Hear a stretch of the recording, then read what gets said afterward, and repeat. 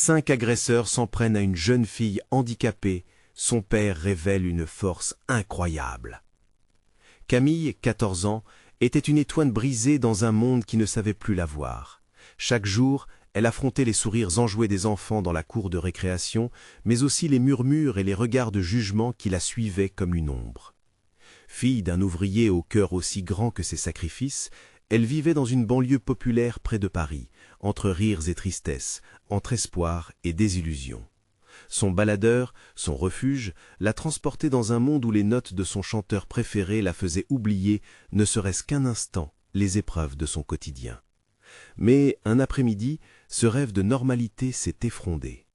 Alors qu'elle rentrait chez elle, perdue dans ses pensées et les mélodies réconfortantes, 5 jeunes, l'air agressif, l'ont entourée.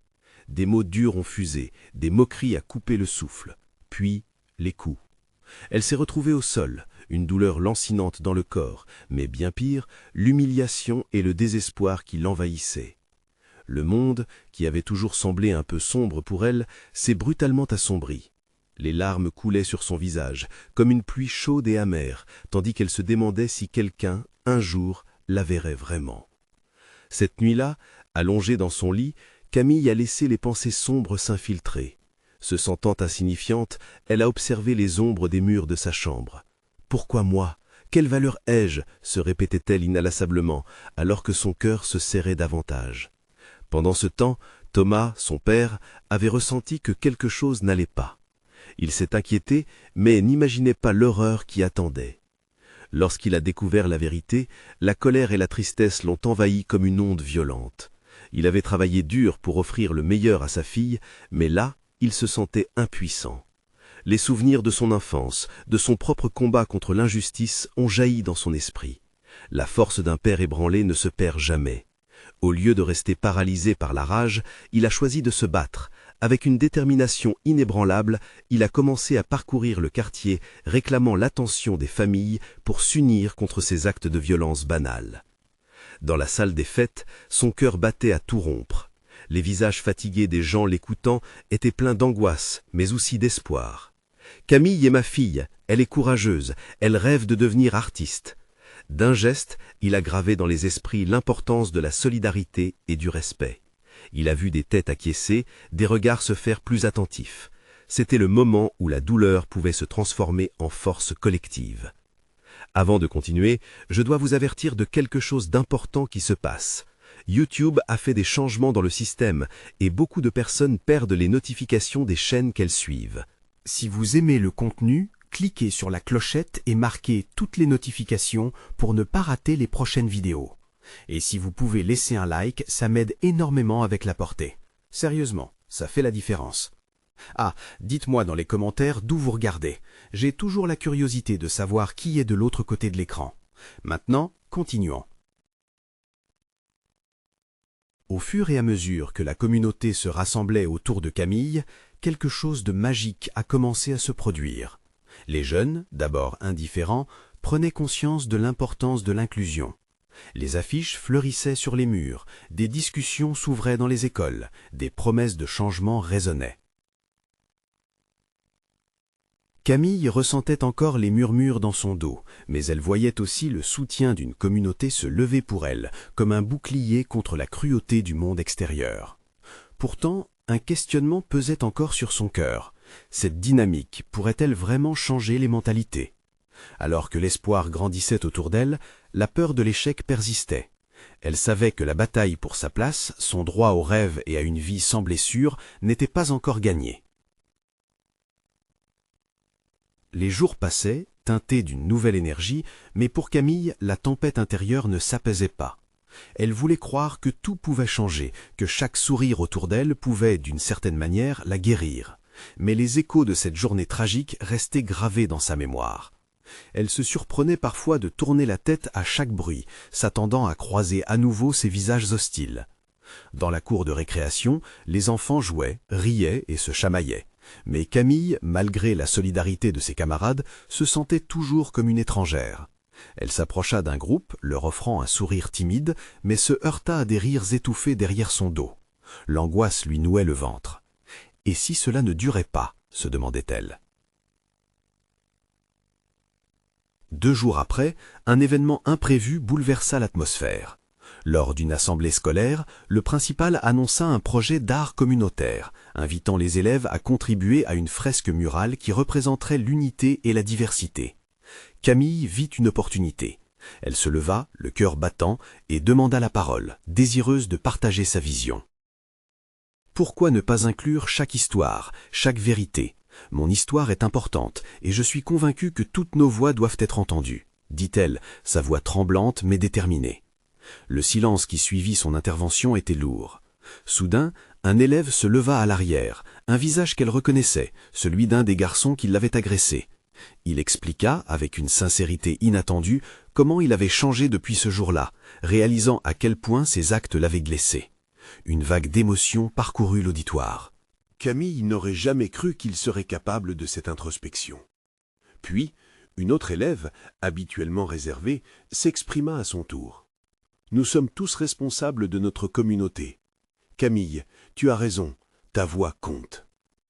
L'assemblée commença à résonner de paroles de soutien, et une conversation authentique s'ouvrit sur l'importance de l'expression artistique et de l'acceptation.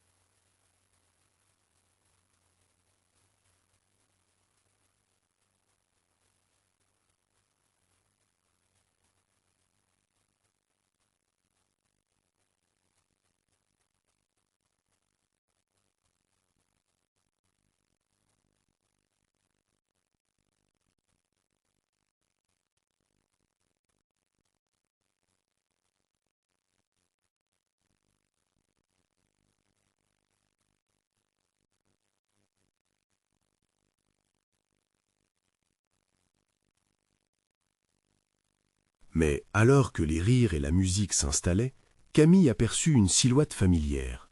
L'un de ses agresseurs, le même garçon qui, lors de l'assemblée, avait reconnu ses erreurs, se tenait à l'écart, le regard perdu dans la foule. Un mélange de colère et de compassion l'envahit. Que faire? Elle hésitait à avancer, s'approcher ou fuir à toute vitesse.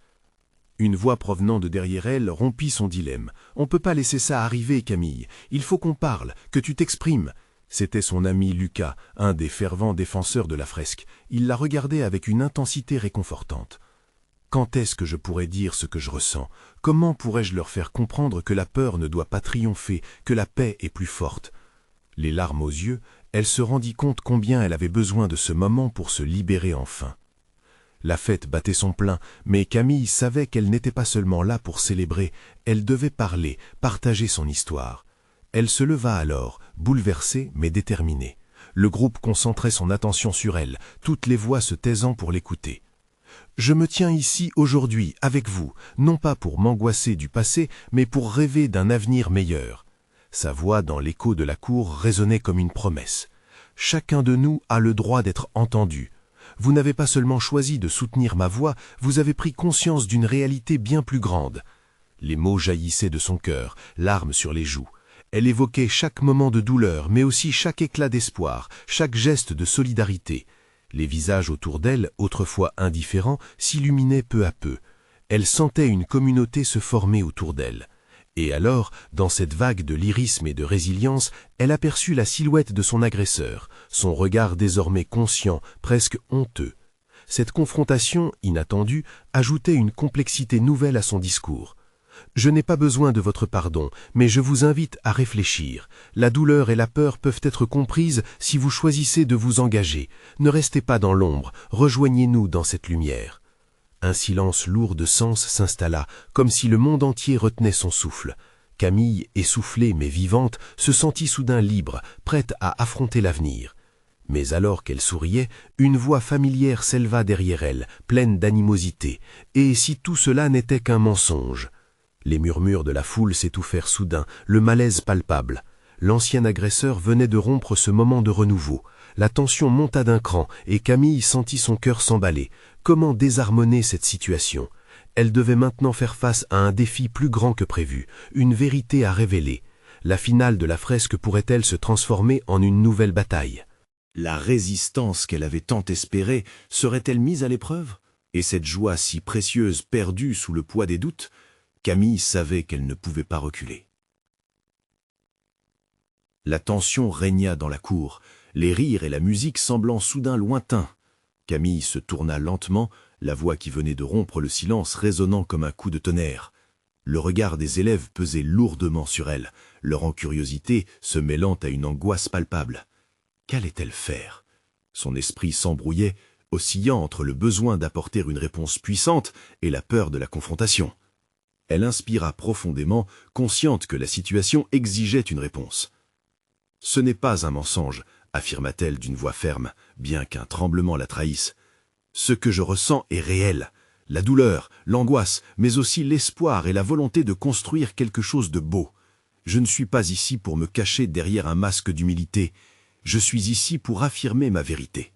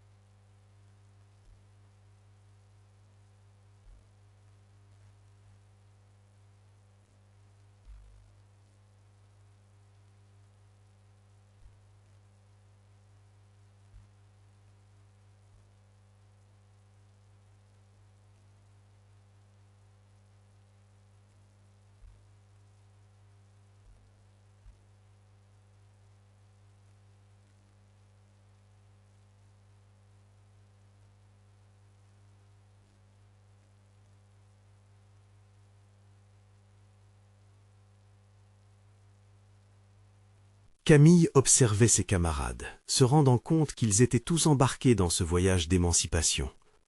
Alors que son discours touchait à sa fin, la voix de cet agresseur s'éleva de nouveau, mais d'une manière différente. « Peut-être que tu as raison, Camille, mais comment pouvons-nous faire pour que cela ne reste pas de belles paroles ?» Camille esquissa un sourire, une lueur de lumière perçant ses doutes. « Commençons par le respect. Écoutez ceux qui n'ont pas encore voix. Engageons-nous ensemble dans des actions concrètes. Chaque petit pas compte. » La cour s'animait à nouveau, les murmures se changeant en conversation. L'étreinte des doutes commençait à céder la place à quelque chose de plus grand. Elle voyait des visages se transformer, des camarades se rapprocher. L'écho de ses paroles prenait son envol, comme un chant collectif. Et là, c'était la vraie magie. Camille avait compris que l'unité n'était pas seulement une question de tolérance, mais d'agir ensemble pour un avenir plus lumineux. Alors qu'elle regardait autour d'elle, des mains se levaient, des visages s'éclairaient, et une nouvelle dynamique prenait racine. Mais son cœur battait encore la chamade face à ces défis imprévus. Soudain, un groupe de parents et d'adultes émergea de la foule, parmi eux son propre père, le regard fier mais marqué d'inquiétude. Sa silhouette s'imposait avec une force tranquille. Que viendrait-il lui dire? Sa présence à ce moment-ci n'était pas anodine. « Camille, où tout cela nous mènera-t-il vraiment ?» Sa voix portait l'angoisse d'un père face à l'inconnu. Et là, dans l'espace où une promesse avait vu le jour, un nouveau chapitre se dessinait à l'horizon. Qui savait quelle vérité allait encore émerger de cette fresque vivante et vibrante de défis et d'espoir? Camille se tenait face à son père, son cœur battant la chamade. Elle pouvait lire l'inquiétude dans ses yeux, mais aussi, au fond, une lueur d'espoir. Elle avait fait un pas en avant, mais maintenant il fallait avancer ensemble, dépassant les doutes.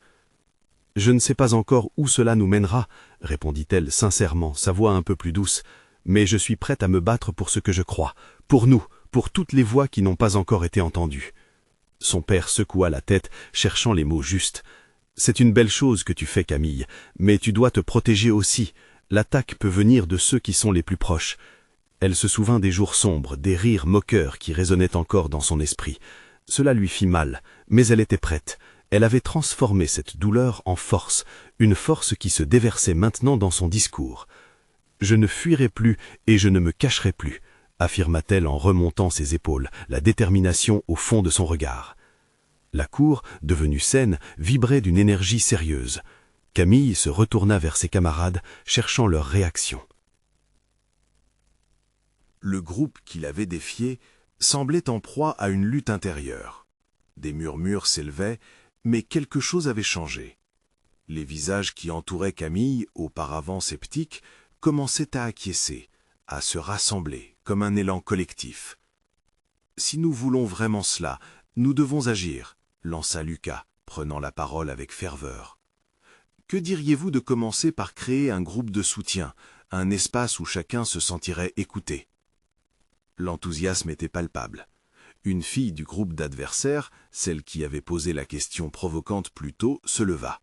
« Peut-être qu'on pourrait en faire une vraie initiative, une matinale où chacun pourrait venir, partager son histoire et apprendre à se connaître. » Les idées fusèrent. Camille baignait dans ce sentiment d'appartenance. Les voix qui se mêlaient maintenant ne reflétaient plus la peur, mais une application proactive, vibrant d'un désir de changement. « Je suis partante », s'écria une autre élève, visiblement touchée. « Personne ne devrait se sentir seul. » Les regards se croisèrent. Une chaleur enveloppante émanait de la cour, une sensation d'unité. L'angoisse, qui un instant avait caractérisé cette rencontre, faisait place à la détermination et à l'espoir. Camille comprit qu'elle n'était pas seule. Lorsque le soutien se manifestait, la magie opérait. Pourtant, une ombre planait. La cheminée de l'établissement, à l'architecture sévère, observait la scène avec une indifférence singulière. Cela ne pouvait pas être si simple. Il y avait encore des cicatrices, des histoires non racontées, des craintes à apprivoiser. Les conversations s'intensifiant autour d'elle, Camille sentit le besoin de rappeler l'essence de leur mission. Nous avons don de nous connaître et de nous soutenir, mais n'oublions jamais que certains d'entre nous portent des fardeaux plus lourds. Courons à leur rencontre, au lieu d'ignorer leur douleur. Elle jeta un regard vers son père, dont le sourire s'élargissait. L'émotion brillait dans ses yeux, mais au fond, Camille savait que l'engagement demandait davantage que des intentions. Elle devait affronter ce qui restait rugueux dans leur histoire collective. Soudain, une silhouette familière fit irruption dans la cour. Un membre du conseil de l'établissement, l'air grave, s'approcha, faisant silence. L'instant semblait gelé. Qu'allait-il dire, et quel impact aurait-il sur leur élan nouveau? Camille se mordit les lèvres, sa détermination encore forte, mais une angoisse sourde naissant au fond d'elle. Qu'allait apporter cette nouvelle confrontation à leur chemin? Elle ne détourna pas le regard. Cet inconnu allait décider de la suite des événements. Et là, une promesse de changement se dessinait, mais avec elle, l'inquiétude que tout ce qu'ils avaient commencé pourrait être remis en question. La cour, à la fois vibrante et tendue, s'étendait devant elle comme une toile blanche, prête à être peinte. Quelle décision serait prise, et comment toutes ces voix allaient-elles résonner à l'avenir? L'ambiance dans la cour était devenue électrique, un mélange palpable d'excitation et d'appréhension. La silhouette du membre du conseil avançait lentement, comme si chaque pas pesait sur les épaules des jeunes présents. Camille, le cœur à l'encre, observa chacun des visages autour d'elle. Elle voyait l'appréhension, mais aussi une lueur d'espoir qui brillait dans les yeux de certains. « Bonjour à tous », commença-t-il d'une voix posée mais autoritaire. « Je suis ici pour vous parler des récentes préoccupations au sein de notre établissement. » Ces mots résonnèrent dans l'air, créant une tension palpable. La façon dont il se tenait, rigide et sérieux, contrastait avec l'énergie vibrante qui avait précédé son arrivée. Les murmures se turent, chaque élève suspendu à ses lèvres. Camille, pourtant pleine de détermination, ressentit un frisson d'appréhension. Elle avait pris position, mais soudain une nouvelle réalité menaçait tout ce qu'ils avaient commencé à bâtir. Nous avons observé une montée des tensions sociales, et je dois vous avertir que toute initiative qui pourrait nuire à la sécurité ou à la tranquillité de notre école sera immédiatement stoppée. Il balaya du regard la cour, mettant l'accent sur chaque mot, comme une équation prenant forme. Inévitablement, des chuchotements surgissant d'un groupe dans le fond de la cour. Certains semblaient en désaccord, d'autres inquiets. Camille vit la fille qui avait proposé de créer le groupe de soutien détourner le regard, de la tristesse et de la frustration inscrites sur son visage. Ce n'était pas ce qu'ils avaient espéré. Elle empoigna son courage, consciente que l'heure des choix était arrivée. Ignorant les battements précipités de son cœur, elle prit la parole. « Mais nous voulons juste créer un espace où chacun se sent en sécurité, où les histoires peuvent être partagées. La peur ne crée rien de bon. » Sa voix, bien que tremblante, était empreinte de sincérité. Le membre du conseil haussa les sourcils, visiblement surpris par son audace. « La sécurité de l'établissement est notre priorité. Je comprends votre enthousiasme, mais... » « Je sais que cela peut sembler risqué, » l'interrompit-elle, plus forte, sa voix se cherchant un écho dans la cour. « Mais nous avons le droit d'être entendus. Nous ne sommes pas des enfants à qui il faut dire comment penser. » Elle pouvait sentir le soutien grandissant dans les regards de ses camarades, une vague de solidarité qui bouillonnait, prête à éclater. Le regard du conseiller se durcit. « L'autorité n'est pas une option, mademoiselle. » Ces mots résonnaient comme un coup de tonnerre, mais Camille savait qu'elle devait pousser encore plus loin. « L'autorité ne doit pas étouffer nos voix !» s'exclama une élève derrière elle, encouragée. « Oui !» s'écriait Lucas. « Nous sommes ici pour nous rassembler, pour briser les murs qui nous séparent. On ne peut pas faire ça en restant silencieux. » Les mots des élèves s'entremêlèrent en une mélodie d'espoir, transformant peu à peu l'atmosphère. Le conseiller, visiblement déstabilisé, cherchait une issue, tandis que le groupe, autrefois divisé, unissait ses voix. Comprenant qu'il perdait le contrôle, il marqua une pause, puis déclara avec une voix plus grave « Très bien, si vous voulez continuer ce que vous avez commencé, vous devrez vous organiser correctement. Des règles devront être établies pour chaque rencontre, et je serai là pour m'assurer que tout se fasse en respectant la sécurité de tous. » Un souffle collectif de soulagement parcourut la cour. Camille, le cœur battant toujours fort, sentit une bouffée d'énergie. Ils avaient réussi à faire entendre leur voix, à gagner un semblant d'espace où leurs idées pouvaient prendre forme. Le conseiller fit un mouvement pour s'éloigner, mais Camille n'était pas prête à laisser éclipser cette occasion. Nous vous remercions, mais nous ne vous promettons pas de nous arrêter là. Ces mots étaient une promesse. Tandis qu'il disparaissait dans le couloir de l'établissement, Camille leva les bras, étreignant l'air de la liberté retrouvée. « C'est notre moment, ensemble !» s'écria-t-elle, et tous répandirent des cris d'encouragement, une énergie renouvelée qui les reliait indéfectiblement. Pourtant, en elle, une question persistait. Ce petit pas suffirait-il à changer les choses en profondeur? Quel véritable impact aurait-il sur leur vie quotidienne?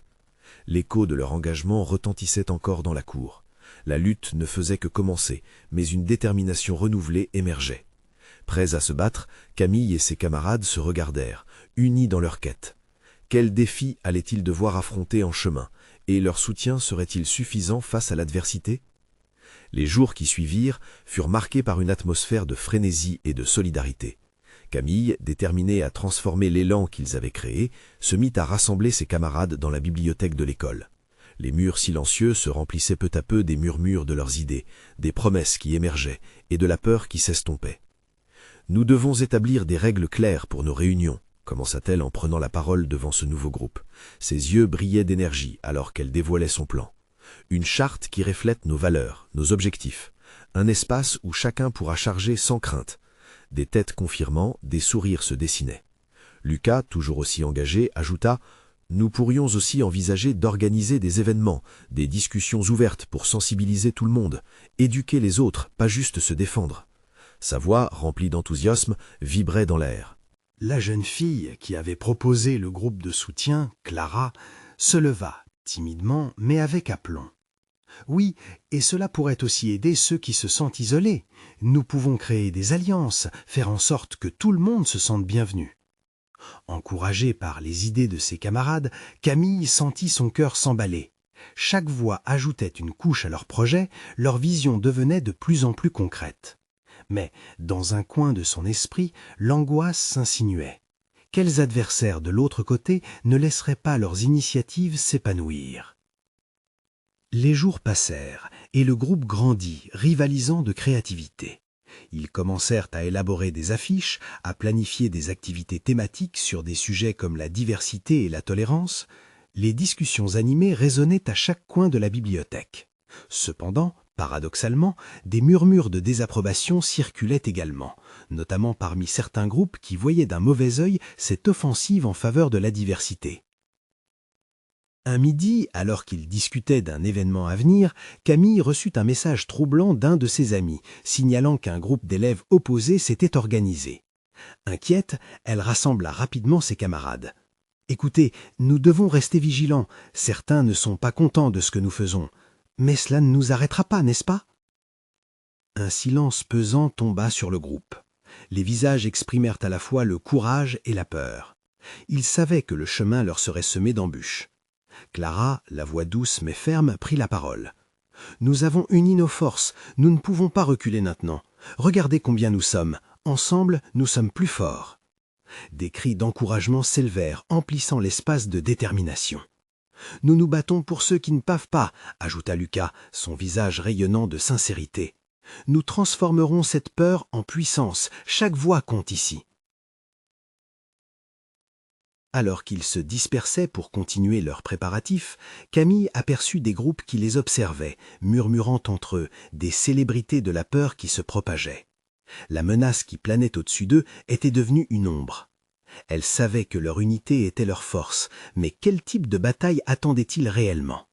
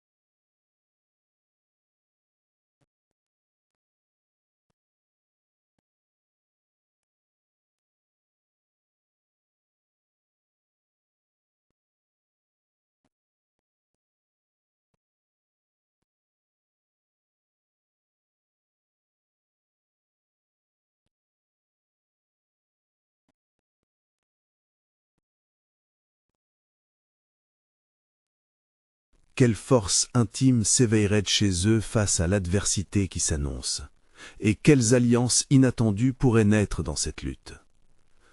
Les jours qui suivirent mirent à l'épreuve le courage du groupe. Camille, bien que déterminée, sentait le frisson de l'angoisse lui serrer la poitrine.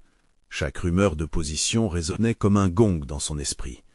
Alors qu'ils poursuivaient leurs préparatifs, elle rassembla à nouveau ses camarades dans la bibliothèque, leur sanctuaire temporaire. L'air était chargé d'une tension palpable, mais aussi d'une détermination indéniable. « Nous devons nous organiser », commença-t-elle, sa voix tremblante mais forte. « S'ils veulent nous voir échouer, nous allons prouver le contraire. Chaque réunion, chaque événement doit être une déclaration. » Lucas hocha la tête, le regard brillant d'enthousiasme. « On devrait créer un événement marquant, une sorte de festival de la diversité. Cela pourrait vraiment faire bouger les choses, attirer l'attention. » Les visages de ses camarades s'illuminèrent à cette idée. Clara, émue, ajouta « Oui, et nous pourrions inviter des intervenants, des gens qui ont vécu des histoires inspirantes. Cela pourrait toucher les cœurs. » Camille les observait avec admiration. La passion de son groupe était contagieuse, mais une inquiétude persistait. Elle savait que la résistance grandissante se traduirait probablement par des réactions désagréables. Pourtant, elle était prête à affronter tout cela, main dans la main avec ses amis. Ensemble, ils quittaient cette bibliothèque, le cœur lourd d'espoir et d'appréhension. Les jours passèrent et l'excitation entourant l'événement grandissait. Les affiches créées par le groupe embellissaient les couloirs de l'école. Les couleurs vives et les slogans inspirants étaient accentués par les regards admiratifs de quelques élèves, mais aussi par ceux plus sombres qui blâmaient ce mouvement. Lorsqu'ils se retrouvèrent ensemble autour de la grande table de bois de la bibliothèque, Camille attira l'attention sur un point crucial. Nous devons nous préparer à des réactions négatives. Ce n'est pas juste une question de messages positifs. Nous devons être unis, résilients face à tout ce qui pourrait arriver. Les autres acquiescèrent, le silence enveloppant cet instant, une piscine d'émotions en ébullition. Lucas, avec une voix calme mais pleine de défis, déclara « Même si nous rencontrons l'adversité, nous apprendrons à utiliser la voix qui est maintenant la nôtre pour défendre nos valeurs. Nous ne pouvons pas les laisser étouffer notre message. » À ce moment, une des camarades, Sarah, la plus timide du groupe, se leva. « C'est vrai, nous avons tous des histoires. Si nous faisons connaître nos vérités, les autres pourraient comprendre. » Tous se passèrent des regards d'approbation. La peur s'était légèrement atténuée, remplacée par une résolution partagée. Cependant, alors qu'il profitait de ce nouvel élan, Camille ne pouvait s'empêcher de se souvenir des rumeurs qu'elle avait entendues.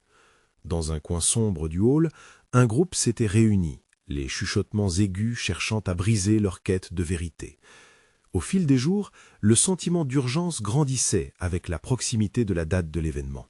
Certains des membres de leur groupe intensifièrent leur promotion, se rendant visibles dans l'école, discutant avec des élèves plus sceptiques.